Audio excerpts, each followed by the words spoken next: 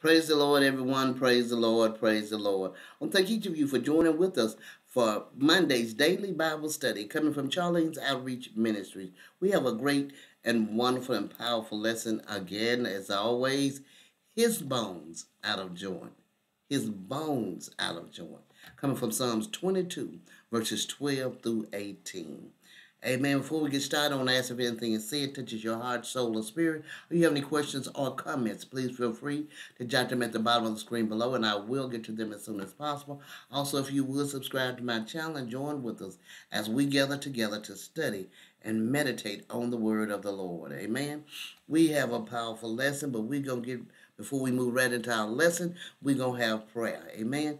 Dear God in heaven, we thank you, Father. We thank you that you are a wonderful and great God, that you are our counselor, that you are God Almighty, and beside you there is none other. We thank you, Father, that you are our everlasting Father and our Prince of Peace.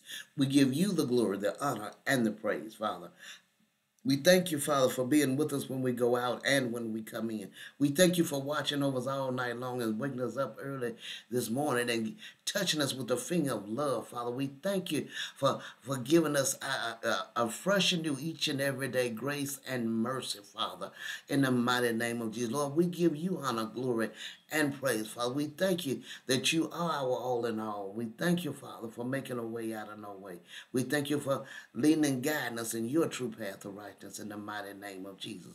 Lord, we ask that you would, as we go into your word, Father, that our eyes is open that we see and our ears open that we hear, and we gain wisdom, knowledge, and understanding from on high.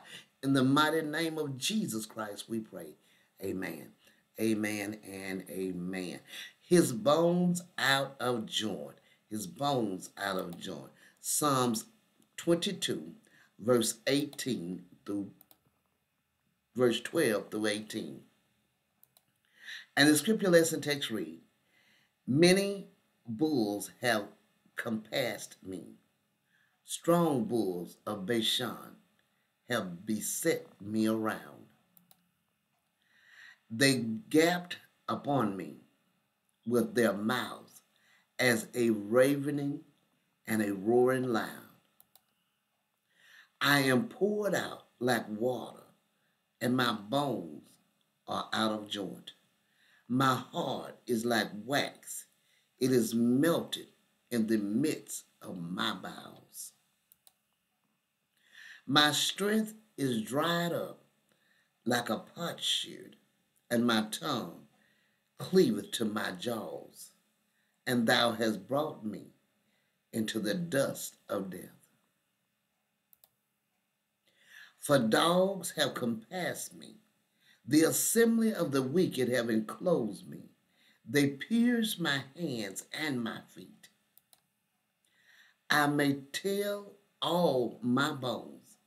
They look and stare upon me. They part my garments among them and cast lots upon my vesture. Amen. We know that we are speaking of our Lord and Savior, the atrocious things that he went through to his death. Verse 12 and 13, many bulls have compassed me. Strong bulls of Bashan have beset me round. They gaped upon me with their mouths as a ravening and a roaring lion.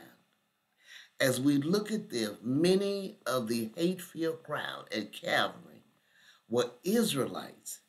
Christ likens them here to strong bulls of Bashan and to a raging and roaring lion. The district of Bashan east of the Jordan was known for its rich pasture land and for its strong, well-fattened animals. Amos later referred to the luxury-loving Israelites as cows of Bashan in Amos 4 and 1. When Christ speaks here of bulls of Bashan, he's referring to his own fellow countrymen who were even then waiting to close in for the kill. They were not only like goring bulls, but also like ravening and roaring lions. The Messiah of Israel had come, and they were pouncing on him like lions on a lamb. Verse 14 and 15, I'm poured out like water, and all my bones are out of joint. My heart is like wax. It is melted in the midst of my bowels. My strength is dried up like a potsherd, and my tongue cleaveth to my mouth. And thou hast brought me into the dust of death. Christ's physical suffering was excruciating beyond description. There was his exhaustion. He was poured out like water. There was the agony of bone dislocation by hanging on the cross.